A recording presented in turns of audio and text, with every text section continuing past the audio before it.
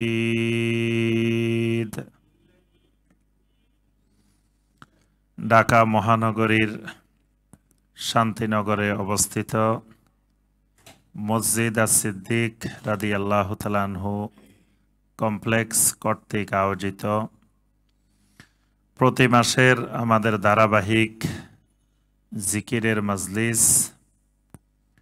মাজলিসুল জিকিরে অনলাইন এবং অফলাইনে উপস্থিত সম্মানিত দর্শক শ্রোতা ভাই ও বোনেরা, আল্লাহ রব্বুল আলমিনের দরবারে কোটি কোটি শুকরিয়া যে মহান রব্বুল আলমিন আমাদেরকে সলাতুল মাগরিব বা জামাত আদায় করার পরে আল্লাহ রব্বুল আলমিনের ঘরে বসে আল্লাহ সুবহানাহু ওয়া তাআলার দ্বীন সম্পর্কে সংক্ষিপ্ত সময় এলেম চর্চা করার যে মহান রব্বুল আলমিন আমাদেরকে তৌফিক দিয়েছেন, সে মহান রব্বুল আলমিনের শুকর আদায় করি। সকলে বলি আলহামদুলিল্লাহ।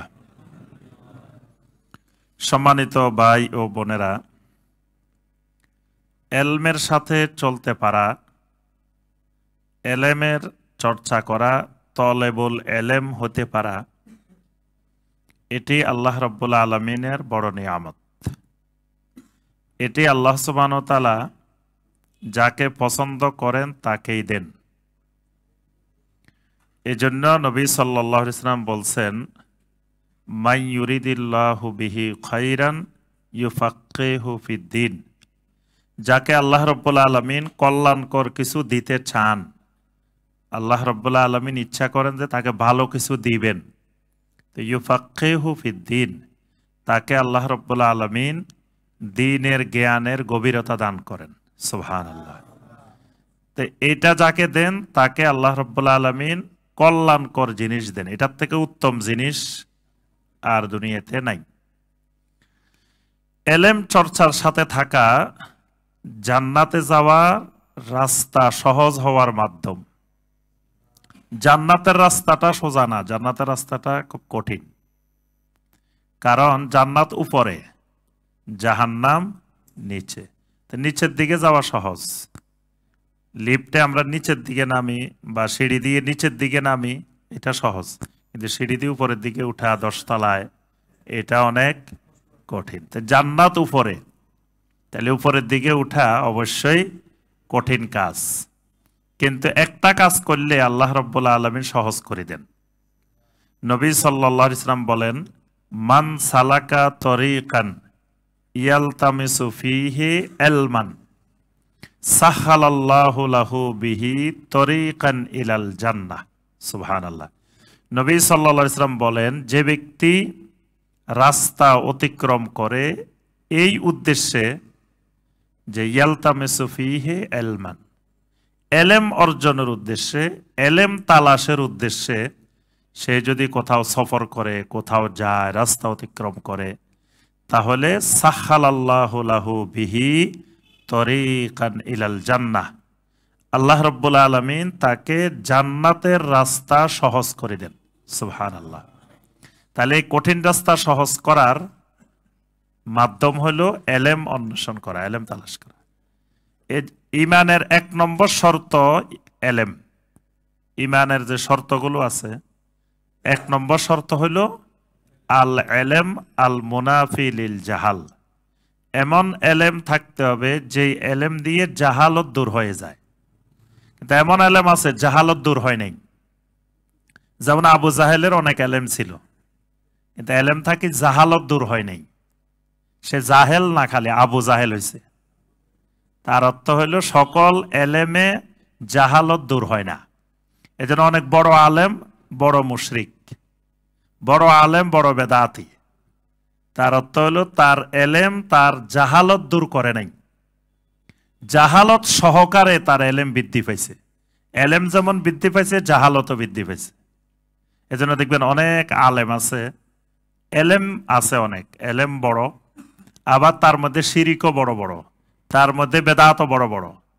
তার অর্থ হলো ইমানের 1 নম্বর শর্ত পূর্ণ হয়নি।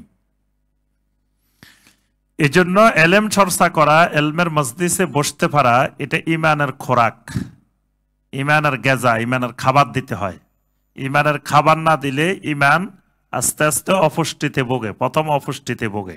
একসময় ইমান আস্তে আস্তে রোগাক্রান্ত হয়, একসময় প্যারালাইজড হয়ে বিছানায় এমনভাবে শুয়ে পড়ে, তখন ফজরের আজান দিলে 3 জনে টানিয়ে তুলতে পারে না। তার অর্থ হলে ইমান প্যারালাইজড হয়ে একবারে কায়ত হয়ে শুয়ে গেছে, ইমানের খোরাক দেয় নাই, ইমান অপুষ্টিতে ভুগতে ভুগতে রোগাক্রান্ত হয়ে গেছে। ইমানের অনেক রোগ আছে, এই রোগগুলোতে আক্রান্ত হয়। এই জন্য ইমানের খোরাক হলো এলেম। এই জন্য এলেম চর্চার মধ্যে অব্যাহত রাখতে হবে। আল্লাহ রাব্বুল আলামিন আমাদের সবাইকে তালেবুল ইলম হওয়ার তৌফিক দান করুন। আমরা যে কিতাব থেকে ধারাবাহিক দার্স পেশ করি অত্র মসজিদে, কিতাবটা হলো আদ-দুরুসুল মুহিম্মা লিআম্মাতিল উম্মাহ, শাইখ বিন বাজ রাহমাহুল্লাহর লিখিত এই কিতাবটা, যে সাধারণ জনগোষ্ঠীর জন্য, উম্মতের সাধারণ জনগোষ্ঠীর জন্য গুরুত্বপূর্ণ দার্স সমূহ, অর্থাৎ যেই এলেমটা উম্মতের সাধারণ জনগণের জন্য দরকার, একান্ত দরকার, এই এলেমটা সম্পর্কে কিতাবে আলোচনা করা হয়েছে। তা আমরা ইতিপূর্বে ইমানি বিষয়গুলো আলোচনা করেছি। ইমানের পরেই, ইমানের এই একটি গুরুত্বপূর্ণ অংশ হলো আল আমল বিল আরকান, মানে 3টা জিনিসের সমন্বয় ইমান। একটা হলো শাহাদাতু বিন নুতক, মানে জবানে শাহাদা দিতে হবে, সাক্ষ্য দিতে হবে। আর একটা হলো তাসদিক বিল জানান, কালবে ভালো করে বিশ্বাস স্থাপন করতে হবে, কালবে ঢুকাইতে হবে ইমানটাকে। 3 নম্বর আল আমাল বিল আদা, আল আমাল বিল আরকান, অর্থাৎ অঙ্গ প্রত্যঙ্গের মাধ্যমে আমার ভিতরে যে ইমান আছে এটা প্রকাশ পাইতে হবে। আমার হাত ইমানের বহিঃপ্রকাশ, আমার চোখ ইমানের বহিঃপ্রকাশ, আমার নাক ইমানের বহিঃপ্রকাশ, আমার চুল ইমানের বহিঃপ্রকাশ, আমার দাড়ি ইমানের বহিঃপ্রকাশ, আমার জবান ইমানের বহিঃপ্রকাশ, আমার পা ইমানের বহিঃপ্রকাশ। এগুলো প্রত্যেকটার সাথে ইমানের সম্পর্ক আছে। তা এখন এই যে মাথা থেকে পা পর্যন্ত শরীরের যতগুলো অঙ্গ প্রত্যঙ্গ আছে, একবারে একটা ছোট্ট জাররা পর্যন্ত,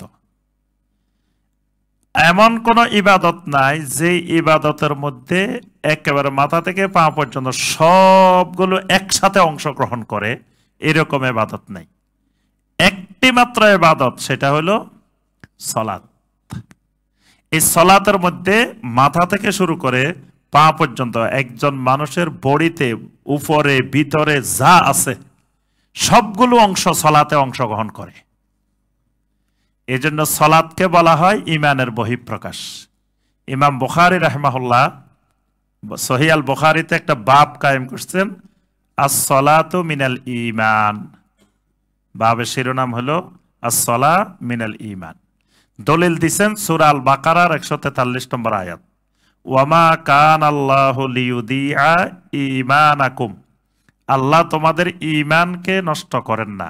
এখানে ইমাম বুখারী রাহিমাহুল্লাহ অর্থ লিখছেন ঈমানাকুম আই সলাতাকুম ইলা বাইতুল মাকদিস, অর্থাৎ বাইতুল মাকদিসের দিকে তোমরা যে 16-17 মাস সালাত আদায় করছো, এই সালাতকে আল্লাহ রাব্বুল আলামিন নষ্ট করে দিবেন না। এখানে আল্লাহ পাক সালাত শব্দ না বলে ঈমান শব্দ বলছেন। তার অর্থ হলো সালাত আর ঈমান একই সূত্রে গাঁথা, এটা ঈমানের বহিঃপ্রকাশ। এজন্য শাইখ বিন বাজ রাহিমাহুল্লাহ ঈমানের আলোচনাগুলোর পরেই নিয়ে আসছেন সালাতের আলোচনা।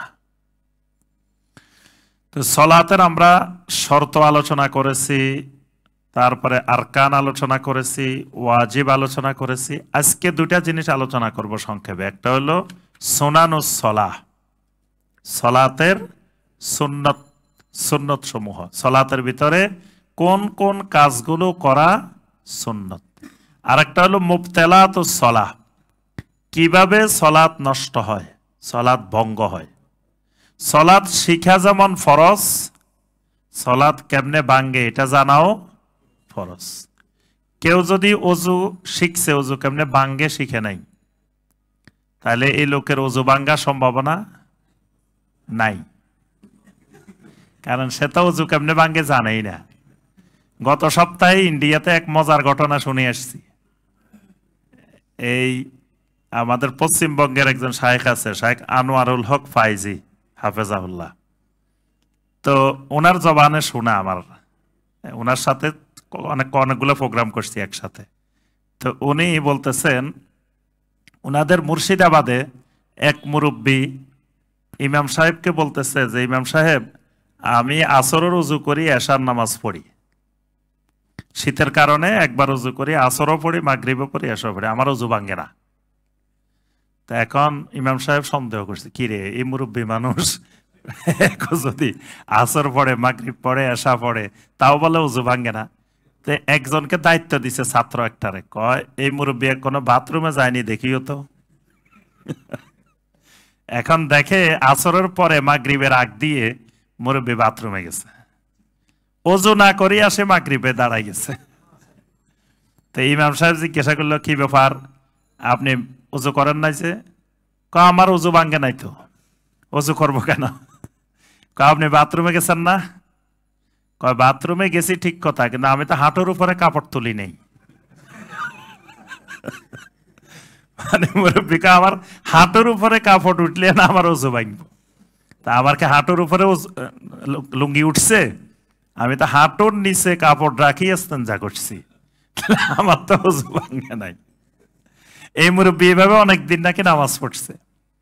তো পরে ইমাম সাহেব বুঝাই দিলেন যে না, হাঁটুর উপরে উঠুক আর না উঠুক, ইস্তেঞ্জা করলে আপনার ওযু ভেঙে যাবে।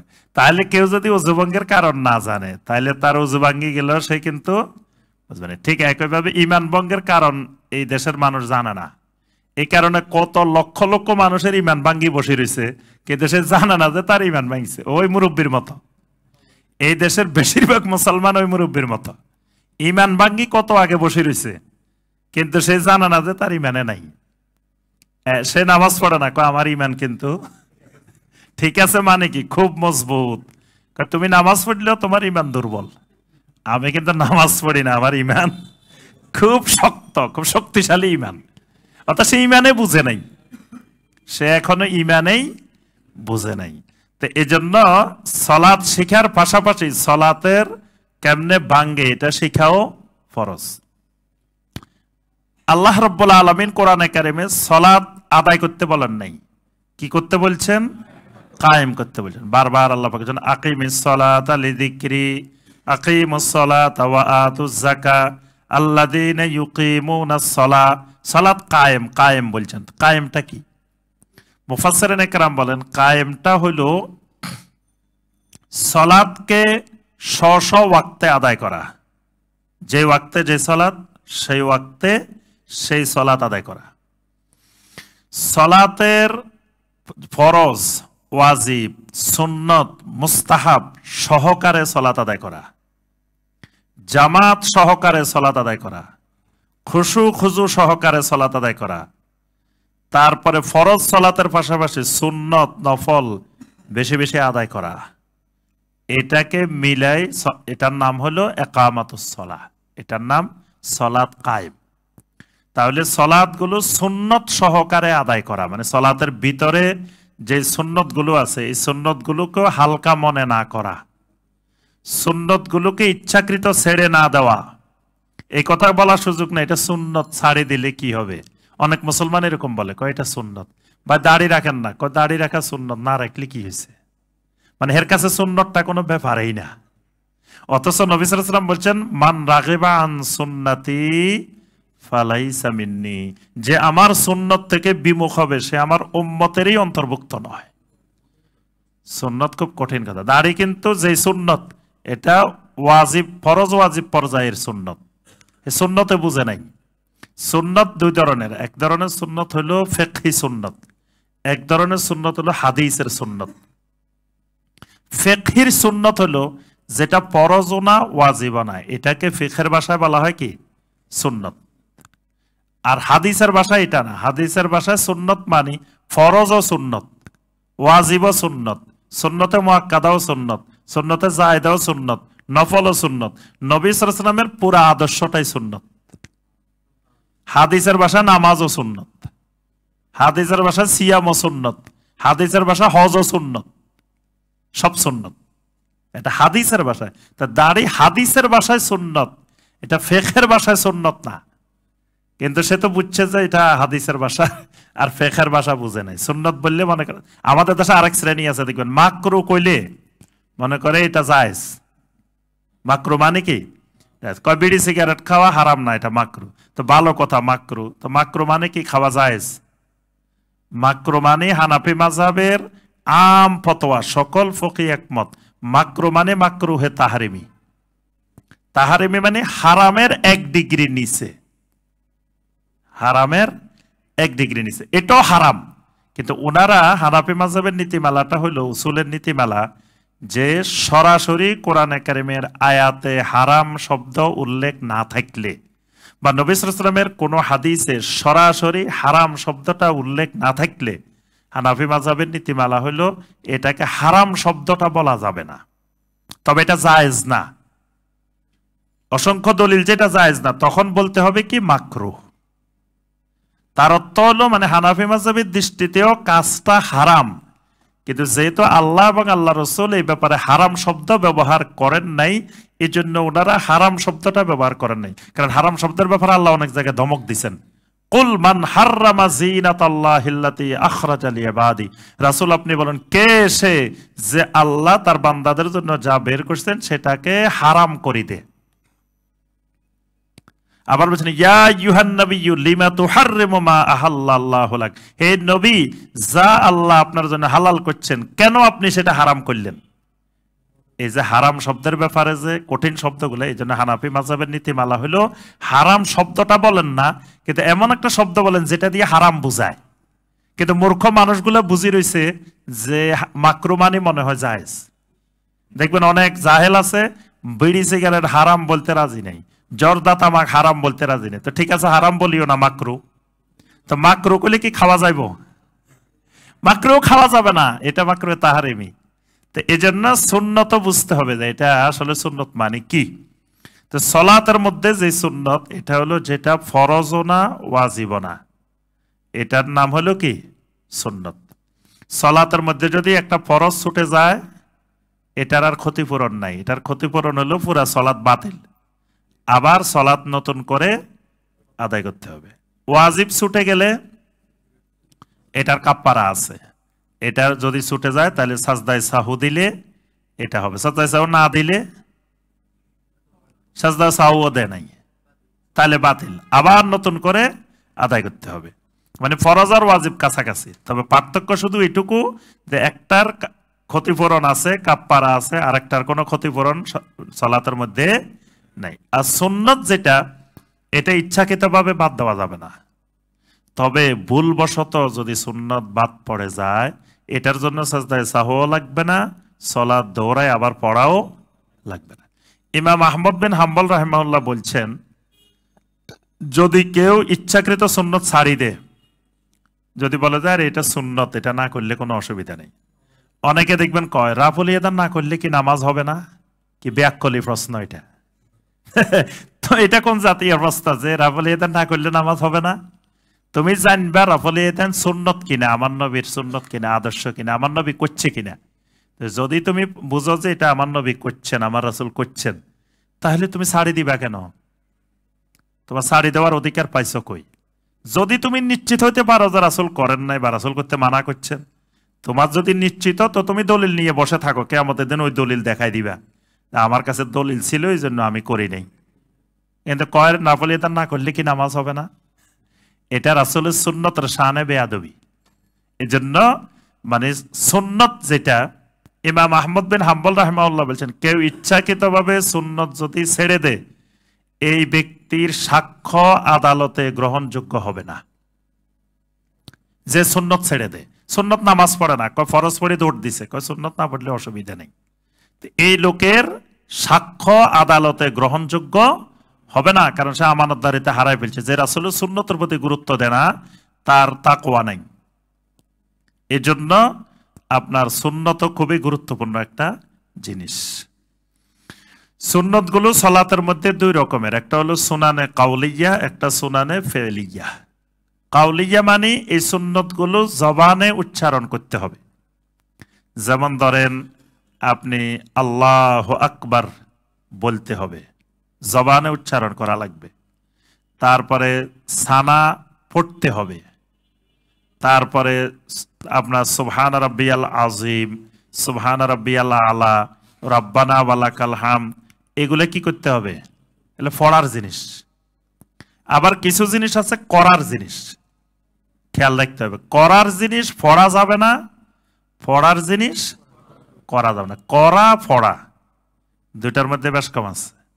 নিয়ত এটাকে করার জিনিস না পড়ার জিনিস? হ্যাঁ, করার জিনিস, কিন্তু বাঙালিরা পড়ে। করার জিনিস পড়ে, কিন্তু এটা পড়ার জিনিস না। নিয়ত হলো করার জিনিস। ইন্নামাল আমালু বিন্নিয়াত।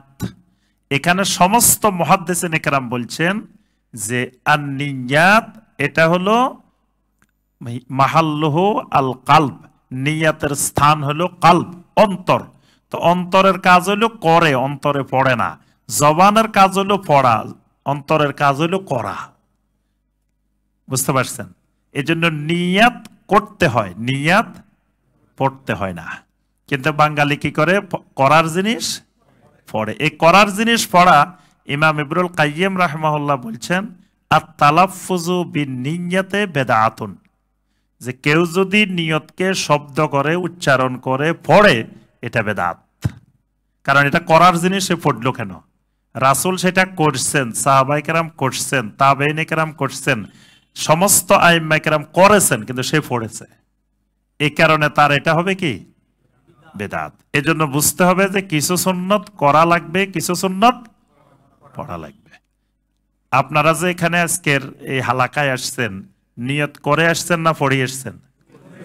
জি, বাসা থেকে রওনা দেওয়ার সময় নাওয়াইতু আন আযহাবা ইলা মসজিদ সিদ্দিক ফি মাজলিসি জিকির, এইভাবে নিয়ত করি, নিয়ত পড়ি পড়ি বাইরেছেন?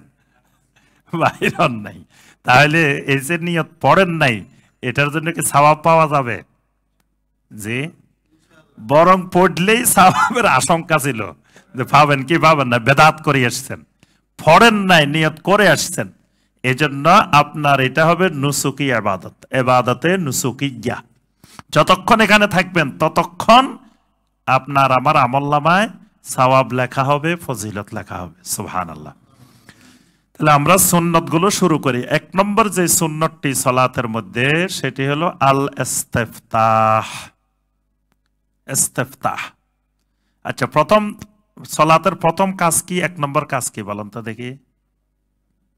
সালাতের এক নম্বর কাজ, মানে যার আগে আর কোনো কাজ নাই। নবী সাল্লাল্লাহু আলাইহি ওয়াসাল্লাম বলছেন সালাতের প্রথম কাজ আত-তাকবীর, তাকবীরে তাহরিমা, যে তাহরিমুহা আত-তাকবীর ওয়া তাহলিলুহা আত-তাসলিম। এটা নবী সাল্লাল্লাহু আলাইহি ওয়াসাল্লামের হাদিস, যে তোমার প্রত্যেক জিনিসকে জায়েজ জিনিসও হারাম করে দিবে তাকবীর, আর সব জিনিস হালাল করে দিবে তাসলিম, সালাম। অর্থাৎ সালাত শুরু হবে তাকবীর, শেষ হবে তাসলিম। এর আগেও সালাত না, এর পরেও সালাত না। তাহলে বোঝা গেল সালামের মাধ্যমে সালাত শেষ। কেউ যদি কয় না এখনো শেষ হয় নাই, মোনাজাত বাকি আছে। এক জায়গায় আমাকে বলে যে কয় ভাত খাইলাম, পানি খাইলাম না। কয় খানা খাইছি, সালাত আদায় করছি, মোনাজাতটা হয় নাই, পানি খাওয়া হইল না। কত রকমের মানুষ এই দেশে আছে। তাহলে নবী সাল্লাল্লাহু আলাইহি ওয়াসাল্লাম বলছেন সালাতের শুরু তাকবীর, শেষ হবে তাসলিম। তাকবীরের আগেও সালাতের কিছু নাই, তাসলিমের পরেও সালাতের কিছু নাই। আর মুনাজাত, এই মুনাজাত শুরু হবে তাকবীরের মাধ্যমে, মুনাজাত শেষ হবে তাসলিমের মাধ্যমে। কিন্তু বাঙালি পরে বসে থাকে মুনাজাত করতে। মুনাজাতের অর্থই বুঝে নাই। মুনাজাত মানে গোপনে দুইজনে কথা বলা, গোপনে গোপনে কথা বলা। এটাকে আরবি ভাষায় বলা হয় মুনাজাত। মুনাজাতটা বাবে মুফাআলা, মুফাআলা মানে একজনে হয় না, এটা দুইজন লাগে দুই দিকে। মুনাজাত একজনে করতে পারে না, কয়জন লাগে? মিনিমাম কমপক্ষে দুইজন লাগবে। বাবে মুফাআলার বৈশিষ্ট্যই হলো আরবি ব্যাকরণে যে এটা দুইজন লাগবে মিনিমাম। হ্যাঁ, আল্লাহ এবং বান্দা কথা বলবে। নবী সাল্লাল্লাহু আলাইহি ওয়াসাল্লাম বলছেন ইন্নাহু ইউনাজি রাব্বাহু, বান্দা যখন সালাতে দাঁড়ায় বান্দা তার রবের সাথে মুনাজাত শুরু করে। বান্দা একটা বলে, আল্লাহ সুবহানাহু ওয়া তাআলা আরেকটা বলেন। বান্দা যখন বলে আলহামদুলিল্লাহি রাব্বিল আলামিন, আল্লাহ বলেন হামেদানি আব্দি ওয়ালি আব্দি মা সাল, আমার বান্দা আমার প্রশংসা করছে। এভাবে বান্দা একটা বলে, আল্লাহ একটা বলে, আল্লাহর বান্দার মধ্যে মুনাজাত চলে। সালাম পেরেলে মুনাজাত শেষ। এখন দেখা যায় আমাদের দেশের মানুষ এরপরে মুনাজাত খোঁজে, মানে সে সালাত যা আদায় করছে এটা যে মুনাজাত এটাই বুঝতে পারে নাই। তো সালাতের প্রথম হলো তাকবীর। তাকবীর কি ফরজ না ওয়াজিব? ফরজ। আচ্ছা, তাকবীরের পরে কি কাজ? সানা। এই সানার আরেক নাম ইস্তিফতাহ, দোয়াউল ইস্তিফতাহ। এটাকে আমরা আমাদের দেশে সানা বলি এবং কোন কোন কিতাবে সানাও বলা হয়েছে, কিন্তু এটার মূল নাম হলো দোয়াউল ইস্তিফতাহ। ইস্তিফতাহ মানে তুফতাতাহু বিহি সালাহ, এটার মাধ্যমে সালাত আরম্ভ হয়, শুরু হয়। এই কারণে এটাকে দোয়াউল ইস্তিফতাহ বলা হয়। দোয়াউল ইস্তিফতাহর অনেকগুলো আপনার দোয়া বিভিন্ন হাদিসে বর্ণিত হয়েছে। একটা দোয়া, যে দোয়াটা সহিহ আল বুখারী সহিহ মুসলিমে আবু হুরায়রা রাদিয়াল্লাহু তাআলা বর্ণনা করছেন, সেটা হলো আল্লাহুম্মা বাঈদ বাইনি ওয়া বাইনা খাতায়ায়া কামা বাআদতা বাইনাল মাশরিক ওয়াল মাগরিব, আল্লাহুম্মা নাক্কিনি মিনাল খাতায়া কামা ইউনাক্কা সাওবুল আবিয়াদু মিনাদ দানাস, আল্লাহুম্মা আগসিল খাতায়ায়া বিল মা'i ওয়াস সালজি ওয়াল বারাদ। কি সুন্দর দোয়া, কিন্তু বাঙালির নসিবে এই দোয়া নাই। বাঙালির নসিবে ভালো জিনিস থাকে না। এত সুন্দর একটা দোয়া দেখবেন আপনি 1 লক্ষের মধ্যে একজনেও পারে না। আপনি পুরা বাংলাদেশ খুঁজে দেখেন, 1 লক্ষ মানুষের মধ্যে একজন পাবেন না যে এই নবী সাল্লাল্লাহু আলাইহি সাল্লামের শিখানো এত সুন্দর দোয়াটা আল্লাহর সাথে মুনাজাত করবে, সালাতের মধ্যে বলবে, এই সৌভাগ্য হয় নাই। পারে না, সাধারণ মানুষও পারে না, আলেমও পারে না। অথচ এটা সহিহ আল বুখারীতে আছে, সহিহ মুসলিমে আছে। খালি সবাই একটা দোয়া নিয়ে ব্যস্ত আছে, সুবহানাকাল্লাহুম্মা ওয়া বিহামদিকা ওয়া তাবারাকা ইসমুকা ওয়া তাআলা জাদ্দুকা ওয়া লা ইলাহা গায়রুক। এটা মুসনাদে আহমদে আছে, আবু দাউদে আছে, তিরমিজিতে আছে, নাসাইতে আছে, ইবনে মাজাহ আছে, এটাও সহিহ। কিন্তু এটাও তো সুন্দর অর্থবোধক, কিন্তু আগে যেটা আমরা বলছি বুখারী মুসলিমে, এটার মধ্যে আরো সুন্দর অর্থবোধক দোয়া। এবং আরবের উলামায়ে কেরাম সুবহানাকার চাইতে ওইটাকে বেশি অগ্রাধিকার দিয়েছেন, প্রাধান্য দিয়েছেন। উলামায়ে মাদিনা, উলামায়ে মক্কা, ওনারা এই আল্লাহুম্মা বাঈদ বাইনি এটাকেই প্রাধান্য দিয়েছেন। তা আমরা একাধিকও পড়তে পারি, কোনো অসুবিধা নেই। যদি সময় থাকে আমি একাধিক দোয়াউল ইস্তিফতাহ পড়া যাবে। তো ফরজ সালাতে একটার বেশি পড়া ঠিক না, ফরজ সালাতে একটা, কিন্তু যেহেতু ফরজ সালাত সংক্ষিপ্ত করতে হবে। আর সুন্নত সালাত নফল নামাজে আমি চাইলে একাধিকও পড়তে পারি, কোনো অসুবিধা নাই। নবী সাল্লাল্লাহু আলাইহি ওয়াসাল্লাম সালাতুল লাইলের মধ্যে একটা এই সানা পড়তেন, দোয়াউল ইস্তিফতাহ পড়তেন, অনেক লম্বা। আল্লাহুম্মা লাকাল হাম আনতা কাইয়্যিমুস সামাওয়াতি ওয়াল আরদি ওয়া মান ফিহিন্না ওয়া লাকাল হাম লাকা মুলকুস সামাওয়াতি ওয়াল আরদি ওয়া মান ফিহিন্না ওয়া লাকাল হাম আনতা নূরুস সামাওয়াতি ওয়াল আরদি ওয়া মান ফিহিন্না ওয়া লাকাল হাম আনতা মালিকুস সামাওয়াতি ওয়াল আরদ ওয়া লাকাল হাম আনতাল হক ওয়া ওয়াদুকাল হক ওয়া কাউলুকাল হক ওয়া লিকাউকা হাক্কুন ওয়াল জান্নাতু হাক্কুন ওয়ান নারু হাক্কুন ওয়ান নাবিয়্যুনা হাক্কুন ওয়া মুহাম্মাদুন সাল্লাল্লাহু আলাইহি ওয়াসাল্লাম হাক্কুন ওয়াস সাআতু হাক্কুন আল্লাহুম্মা লাকা আসলামতু ওয়া বিকা আমানতু ওয়া আলাইকা তাওয়াক্কালতু ওয়া ইলাইকা আনাবতু ওয়া বিকা খাসামতু ওয়া ইলাইকা হাকামতু ফাগফিরলি মা কদ্দামতু ওয়া মা আখখারতু ওয়া মা আসরারতু ওয়া মা আ'লানতু আনতাল মুকদ্দিম ওয়া আনতাল মুআখির লা ইলাহা ইল্লা আনতা ওয়া লা হাওলা ওয়া লা কুওয়াতা ইল্লা বিল্লাহ। এটা কি পড়ছি এতক্ষণ? সানা। এটা একটা সানা। কতক্ষণ সময় লাগছে দেখছেন, কি লম্বা এই সানা। এটা আপনার সলাতুল বিতিরে পড়ে। আপনার মক্কা মুকাররমায়, মদিনা মুনাওয়ারায় রমাদানে ওখানকার সম্মানিত আইম্মায়ে কেরাম ওনারা ভিতরে এই এই দোয়াটা পড়েন। ভিতরের যে এই দোয়ায় কুনুত পড়েন না, ওই দোয়ায় কুনুতের মধ্যে যে 20 মিনিট 30 মিনিট ধরে দোয়া করে, আর আমাদের দেশে তো 1 মিনিটে শেষ। আল্লাহুম্মা ইন্না নাস্তাঈনুকা ওয়া নাস্তাগফিরুকা একটা পড়ে আপনার সামান্য দ্রুত শেষ। কিন্তু ওনাদের এই দোয়া, ভিতরের দোয়া অনেক লম্বা। তো নবী সাল্লাল্লাহু আলাইহি ওয়াসাল্লাম সলাতুল লাইলে এই সানা পড়তেন।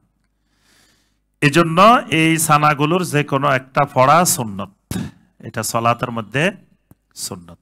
এরপরে 2 নম্বর সুন্নত যেটা, সেটি হলো জালু কাফিল ইয়াদিল ইউমনা আলাল ইউসরা ফাওকা সদর হিনাল কিয়াম ক্বাবলার রুকু ওয়া বাদাহু।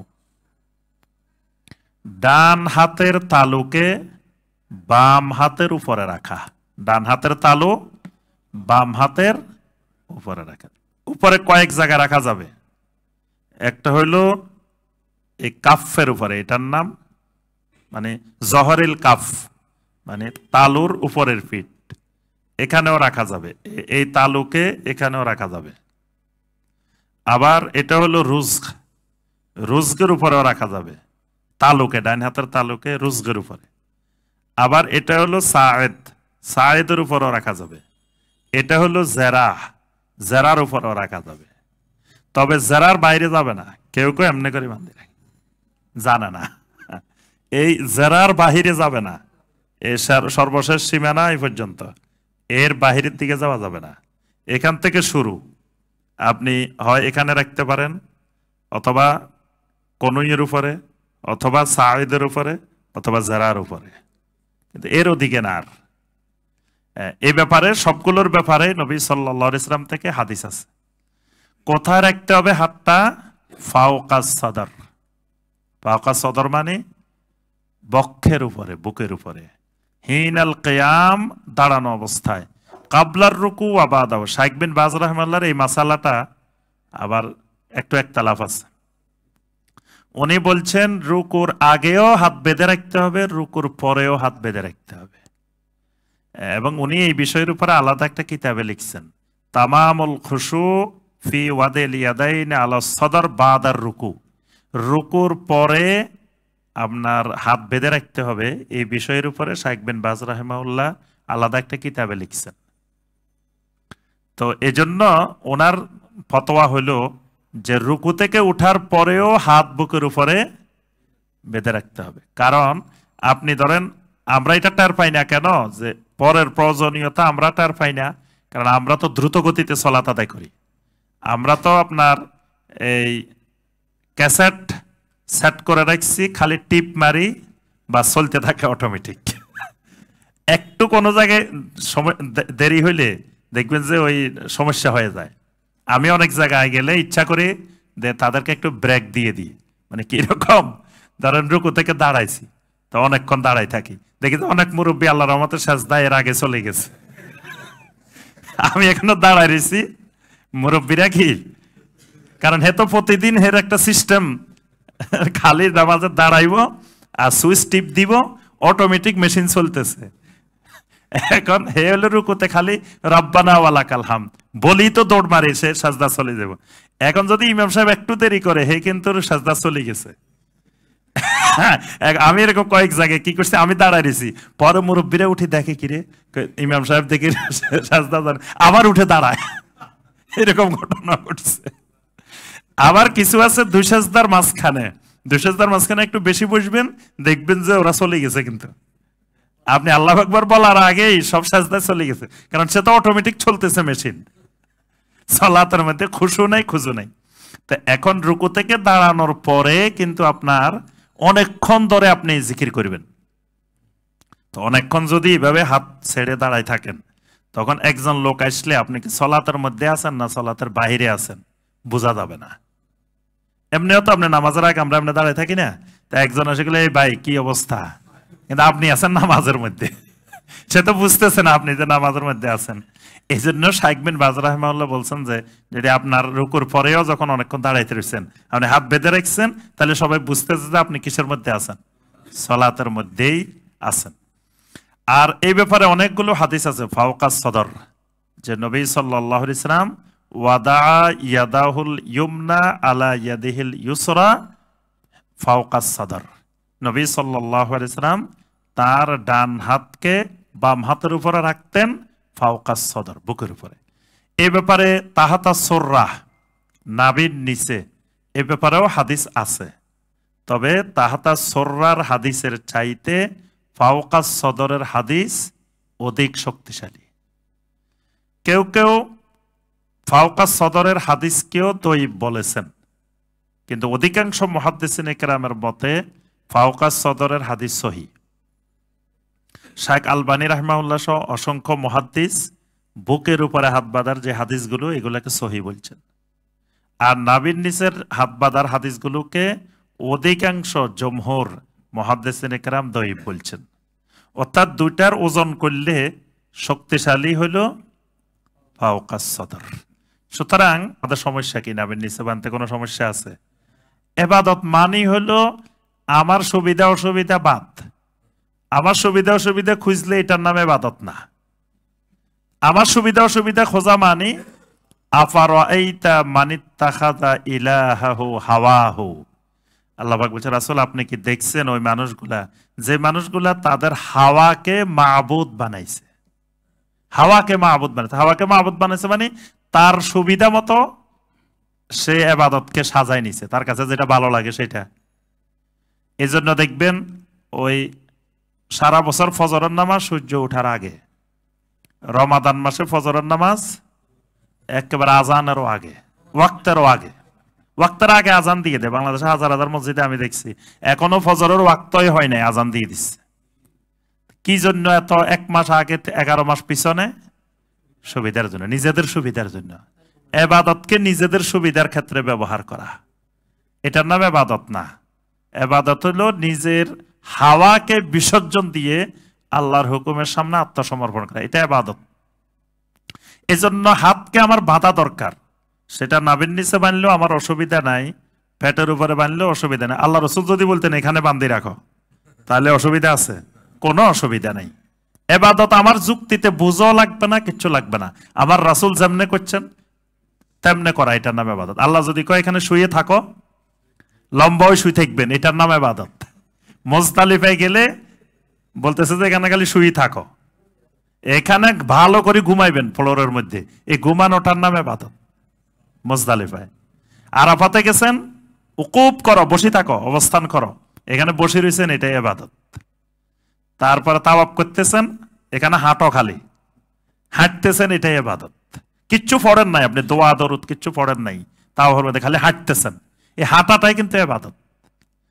সাবা মারওয়া সাই করতেছেন, খালি দৌড় দিচ্ছেন, এখান দিয়ে দৌড় দাও, দৌড় দিচ্ছেন, এটার নাম ইবাদত। আল্লাহ যেখানে যেমনে থাকতে বলবেন, এই থাকার নামটা কি? ইবাদত। তো এজন্য আপনার এগুলো নিয়ে তর্ক বিতর্কের বিষয় না, বাহাসের বিষয় না, মোনাজারার বিষয় না। কিন্তু আমাদের দেশে এই কাজটা, জঘন্য কাজটাও ওলামায়ে কেরাম করে থাকেন। এটা হলো আল্লাহ রাসূল সাল্লাল্লাহু আলাইহি ওয়াসাল্লাম যদি নাভির নিচে হাত বাঁধেন, আমাদেরও তো বাঁধতে কোনো অসুবিধা নাই। আল্লাহ রাসূল বুকের উপরে বাঁধলে বুকের উপরে বাঁধতেও কোনো অসুবিধা নেই। কিন্তু সবচেয়ে জঘন্য কাজ হলো মহিলারা বুকের উপরে বাঁধবে, পুরুষেরা নাভির নিচে বাঁধবে। এই শরীয়তকে প্রণয়ন করলো আল্লাহ এবং রাসূলের পরে, তো কেউ শরীয়ত প্রণয়ন করার ক্ষমতা নাই। এখন যদি তোমার দৃষ্টিতে নাভির নিচে সবচাইতে সহি মনে হয়, তাহলে নারীও নাভির নিচে বাঁধবো, পুরুষও নাভির নিচে বাঁধবো। আর যদি বুকের উপরে সহি হয়, তো পুরুষও বুকের উপরে, নারীও বুকের উপরে। এখন বলতেছ যে না, নাভির নিচেরটা সহি, তাহলে মহিলারা কেন বুকের উপরে বাঁধবে? এটা ভাগ করার অধিকার আল্লাহ কাকে দিছেন? কে করতে পারে? আল্লাহ রাসূলের পরে তো আর কারোই ক্ষমতা নাই। আমাদের দেশের এক পীর সাহেব কিন্তু বলে দিছে, ঘোষণা দিয়ে দিছে একদিন, বলছে যে আমরা হাদিস দুইটারে বিশ্লেষণ করে দেখছি, দেখার পরে দেখছি যে নাভির নিচেরটা সহি, শক্তিশালী, আর বুকের উপরেরটা দুর্বল। তা আমাদের নারীরা দুর্বল, এই জন্য নারীদেরকে দুর্বল হাদিস দিছি, আর পুরুষেরা সবল, এজন্য পুরুষেরা সহিটা নিছি। আল্লাহ সুবহানাহু ওয়া তাআলা কোরআনে কারিমে বলছেন, ওয়া খুলিকাল ইনসানু দাঈফা, আমি পুরুষকেও দঈফ বানাইছি, নারীকেও, সকল ইনসান দঈফ। তাহলে তার সহিহ হাদিস আমলে করা যাবে না, যেহেতু সবাই দঈফ। তাহলে হাদিস আমল করবে কোনগুলা? আল্লাহ দিন নিয়ে কি কত বড় খেলতামাশা করতেছে এরা, অথচ এরা সমাজের মানুষের কাছে বিরাট বিরাট পীর সাহেব, বিরাট বিরাট আল্লামা, হেলিকপ্টারে ঘুরে, অথচ এরা তাগুত। যারা শরীয়ত বানায় নিজেরা বলতে পারে দিব্যি আরামে যে পুরুষের এটা দিছি, নারীর এটা দিছি, এই দেওয়ার ক্ষমতা আপনারা কে দিছে? আপনি কে দেওয়ার? আপনি তো এটা পুরুষের দেন ভাগ করি, এটা নারীরে ভাগ করি, শরীয়ত তো আপনি করতে পারেন না। আল্লাহ রসুল থেকে হাদিস থাকতে হবে। তা রাসূলকে পুরুষের এক জায়গায় নারীর এক জায়গায় এরকম কোন হাদিস আছে? সহি দঈফ জাল কোন হাদিসে নেই। তাহলে আপনার কাছে যেটা সহি ওইটা এক জায়গায় হবে, দুই জায়গায় হওয়ার সম্ভাবনা নাই। আচ্ছা, যাই হোক, এই ব্যাপারে আরো অনেক আলোচনা আছে, আমরা ওইদিকে যাচ্ছি না। 3 নম্বর সুন্নত যেটা, সেটা হলো রাফুল ইয়াদাইন। রাফুল ইয়াদাইন করা, রাফুল ইয়াদাইন আপনার করতে হবে ইনদা তাকবীরাতুল উলা, তাকবীরে উলার সময় একবার, প্রত্যেক রুকুতে যাওয়ার সময় একবার, ওঠার সময় একবার, মাঝখানের তাশাহুদ থেকে 2 রাকাতের তাশাহুদ থেকে উঠার পরে। জি, কেমনে হইল? কয়বার? 10 বার। 10 বার রাফুল ইয়াদাইন হবে। 4 রাকাত নামাজে 10 বার হবে। তাকবীরে তাহরিমের সময় একবার, আর 4 রাকাতে 8 বার তো আছে রুকুতে যাওয়ার সময় ওঠার সময়, আর 2 রাকাতের পরে যখন দাঁড়াইছেন তখন আরেকবার। তাহলে 4 রাকাত সালাতে 10 বার। সুনানে বাইহাকির মধ্যে হাদিস আছে, আব্দুল্লাহ ইবনে মাসউদ রাদিয়াল্লাহু তাআলা আনহু বলছেন, যতবার রাফুল ইয়াদাইন হবে প্রত্যেকবারে 10টা আঙ্গুল তোলার কারণে আল্লাহ পাক 10টা নেকি দিবেন। সুবহানাল্লাহ। তো এজন্য এটা নবী সাল্লাল্লাহু আলাইহি ওয়াসাল্লামের একটা সুন্নাহ। যেই হাদিসটা দিয়ে রাফুল ইয়াদাইনকে বাদ দেওয়া হয়েছে, একটা হাদিস খালি, আব্দুল্লাহ ইবনে মাসউদ রাদিয়াল্লাহু তাআলা আনহু বলছেন, আমি কি তোমাদেরকে রাসূলের সালাত দেখাবো না? এই কথা বলে উনি রাসূলের সালাত দেখাইছেন। দেখানোর পরে রাবি বলছেন যে তিনি একবার রাফুল ইয়াদাইন করছেন, সুম্মা লাম ইয়াউদ, এরপরে অন্যবার হাত তোলেন নাই, রাফুল ইয়াদাইন করেন নাই। তো এখানে মুহাদ্দিসিন ইকরাম বলছেন পরের অংশ সুম্মা লাম ইয়াউদ, এটা প্রথম দিকের হাদিসগুলোতে ছিল না, উপরের নুসখাতে, পরবর্তী নুসখার মধ্যে এটা সংযুক্ত করা হয়েছে। যারা রাফুল ইয়াদাইনকে বাদ দিতে চাচ্ছিলেন তারা, হাদিসের মধ্যে বিশাল বিশাল জালিয়াতি হয়েছে, অনেক জালিয়াতি হয়েছে, এবং বর্তমানেও হাদিসের জালিয়াতি হয়। দেখবেন এক জায়গা ছাপার মধ্যে হাদিসের এটা মাঝখানে আছে, আরেক জায়গা ছাপার মধ্যে হাদিস এটা, মানে যার মাযহাবের বিপরীত মনে হয় হাদিস এটা, ওরা ছাপানোর সময় হাদিস এটারে গায়েব করে ফেলায়, এরকম ঘটনাও আছে।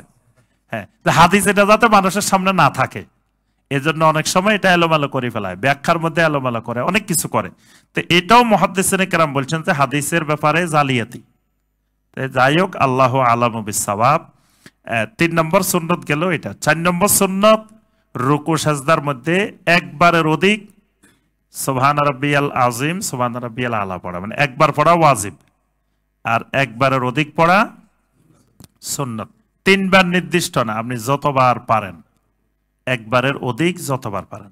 আর এখানে রুকুর মধ্যে সাজদার মধ্যে প্রথমে সুবহান রাব্বিয়াল আযীম পড়বেন, এরপরে নবী সাল্লাল্লাহু আলাইহি ওয়াসাল্লাম আরো যে সমস্ত তাসবিহগুলো পড়তেন সেগুলো পড়বেন, সুবহানাকা আল্লাহুম্মা রাব্বানা ওয়া বিহামদিকা আল্লাহুম্মা গফিরলি, এটা রুকুর মধ্যেও সাজদার মধ্যেও। তারপরে আপনার সুবহুন কুদ্দুসুন রাব্বুল মালাইকাতি ওয়ার রূহ, তারপরে সাজদার মধ্যে নবী সাল্লাল্লাহু আলাইহি ওয়াসাল্লাম পড়তেন আল্লাহুম্মা গফিরলি দামবি কুল্লাহ দিক্কাহু ওয়া জিল্লা ওয়া আউওয়ালাহু ওয়া আখিরা ওয়া আলানিয়াতাহু ওয়া সিররাহ। এটাও সাজদার মধ্যে বেশি বেশি পড়তে পারেন। সাজদাকে দীর্ঘায়িত করা, এমনি খালি অনেকক্ষণ ধরে সুবহান রাব্বিয়াল আযীম, সুবহান রাব্বিয়াল আযীম, সুবহান রাব্বিয়াল আলা পড়তেছেন, একটা পড়তে পড়তে দীর্ঘ সময় আপনারা তো মজা পাবেন না। কতক্ষণ সুবহান রাব্বিয়াল আযীম পড়লেন, কতক্ষণ সুবহানাকা আল্লাহুম্মা রাব্বানা ওয়া বিহামদিকা আল্লাহুম্মা গফিরলি পড়লেন, কতক্ষণ সুবহুন কুদ্দুসুন রাব্বুল মালাইকাতি, তাহলে আপনি রুকু লম্বা করতে পারবেন, সাজদাগুলোকে লম্বা করতে পারবেন নফল সালাতে। এজন্য এটাই হলো উত্তম পদ্ধতি। আচ্ছা, এরপরে সুন্নতটা হলো রুকু থেকে উঠার পরে রব্বানা ওয়ালাকাল হামদ, এটা পর্যন্ত বলা ওয়াজিব, রব্বানা ওয়ালাকাল হামদ বলা ওয়াজিব, কিন্তু এরপরে আরো বাড়তি বলা এটা সুন্নত।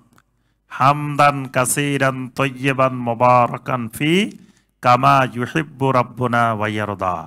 আরো বাড়াইতে চাইলে আরো বাড়াইতে পারেন, মিলউস সামাওয়াতি ওয়া মিলউল আরদি ওয়া মা বাইনাহুমা বিসালজি ওয়াল বারাদ ওয়াল মাইল বারিদ আল্লাহুম্মা তাহহিরনি মিনাজ যুনুবি ওয়াল খাতায়া কামা ইউনাক্কা সাওবুল আবিয়াদু মিনাল ওয়াসাখ। তাহলে এগুলা যদি সব পড়েন অনেকক্ষণ দেখবেন যে আপনি দাঁড়াই দাঁড়াই জিকির করতে পারবেন। এরপরে সুন্নত হলো দুই সাজদার মাঝখানে মিনিমাম একবার বলতে হবে রব্বিগফিরলি, এরপরে বলতে হবে একের অধিক যতবার বলবেন এটা সুন্নত দুই সাজদার মাঝখানে। এর সাথে আপনি বললেন আল্লাহুম্মা গফিরলি ওয়ারহামনি ওয়ারজুকনি ওয়াহদিনি ওয়াআফিনি ওয়াজবুরনি ওয়ারজুকনি, এভাবে 7টা জিনিসের আপনি আল্লাহ সুবহানাহু ওয়া তাআলার কাছে দোয়া করলেন।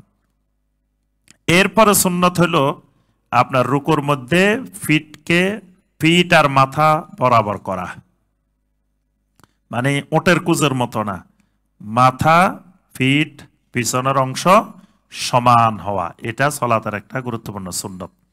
আরেকটা সুন্নত হলো সাজদার মধ্যে 2 পার্শ্ব থেকে বগলকে আলাদা করা, মানে বগলের সাথে লাগাই রাখা যাবে না, বগল থেকে আলাদা করা। আবার পেটকে রান থেকে আলাদা করা, আবার 2 সাককে রান থেকে আলাদা করা, মানে পিছনে দিয়ে লাগাই রাখলেন তাও হবে না, পিছনের অংশ উপরে থাকবে, হাত দুটা পৃথক থাকবে, হাত দুটাকে রানের সাথেও লাগাই রাখা যাবে না, বগলের সাথেও লাগাই রাখা যাবে না। আমাদের দেশে কিছু মানুষ সাজদা করে হাত দুটা রেখে কুকুরের মতো বিছাই রাখে, অথচ নবী সাল্লাল্লাহু আলাইহি ওয়াসাল্লাম সরাসরি নিষেধ করেছেন সাজদার মধ্যে কুকুরের মতো তোমরা হাত বিছিয়ে। কুকুর বসার সময় দেখবেন সামনের পা দুটার এইভাবে দিয়ে তারপরে বসে। মহিলারা তো করে করে, পুরুষও করে, অসংখ্য পুরুষ মুসল্লি দেখা যায় যে হাত দুটা এইভাবে বিছায় তারপরে সালাত আদায় করে, এভাবে করা যাবে না। সালাতের সুন্নত হলো সাজদা থেকে ওঠার সময় রাফউজ যারাআইন আনিল আরদে হিনাস সুজুদ, এটা হলো আপনার সাজদা করার সময় হাত দুটাকে মানে জারা দুটাকে আলাদা করে রাখতে হবে জমিন থেকে, মানে জারা মানে এই দুটাকে জমিনে লাগায় রাখা যাবে না, জমিন থেকে উপরে তুলে রাখতে হবে, এটাও সালাতের সুন্নত।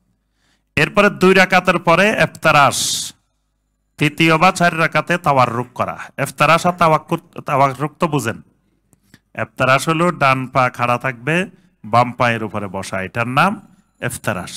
তাওয়াররুক হলো ডান পা খাড়া থাকবে কিন্তু বাম পায়ের উপরে না বসে আপনি জমিনের সাথে নিতম্বকে মিলাই বসবেন, ডান পাকে ভিতরে দিয়ে দিবেন, এটার নাম হলো কি তাওয়াররুক। যে সালাতে একাধিক বৈঠক, প্রথম বৈঠক ইফতারাশ, শেষ বৈঠক হবে তাওয়াররুক, এটা সুন্নত। এরপরে সাব্বাবা দিয়ে ইশারা করা, এটা সুন্নত। সাব্বাবা দিয়ে মানে সাব্বাবা মানে এই আঙ্গুল দিয়ে বৈঠকের মধ্যে 2 আঙ্গুল এইভাবে থাকবে, এই 2 আঙ্গুল এইভাবে থাকবে, আর শাহাদাত আঙ্গুল কিবলামুখী থাকবে।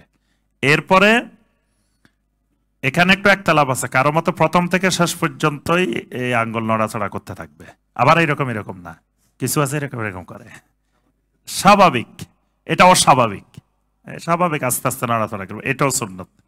আবার এখানে শাইখ বিন বাজ রাহিমাহুল্লাহ বলছেন মিন হিনিন ইয়াজলিসু ইলা নিহায়াতিত তাশাহুদ, প্রথম থেকে শেষ পর্যন্ত নড়াচড়া করবে।